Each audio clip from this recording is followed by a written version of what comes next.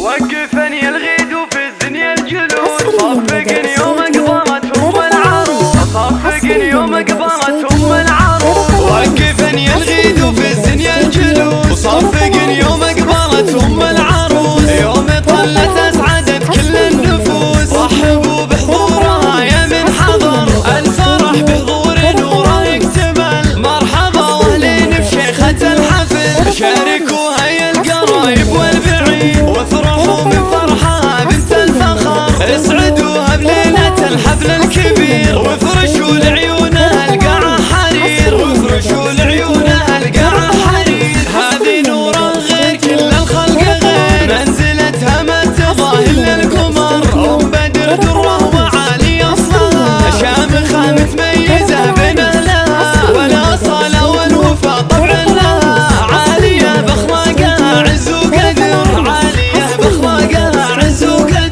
بنت ابوها اللي على طيب ونقا، خط الاسره وبالعلم انتقى. يا عسى الفردوس له دار البقاء، ابو احمد من بطيبه اشتهر، ابو احمد من بطيبه اشتهر. تفتخر في عمها وحيا الخوال، ولا اعتزت باخوانها شالوا الثقال. صيت عيالها دايم مضرب مثال، والله يرحم زوجها ابو بدر. والف مبروك للعروس الفاتنه، العجايب سبع غدا الثامنه، العجايب سبع غدا الثامنه. اغلى فرحه فرحنا يا ساكنه، واخر العنقود رغد اغلى الدرر. رغد ايه بالجمال وبالدلال، زانها الله بالفضايل والخصال، والخواتم المهابه والكمال. هم اميره الحلا واغلى البشر، والختام الله يديم افراحكم، والهنا يطيب كل احوالكم. يا عسى التوفيق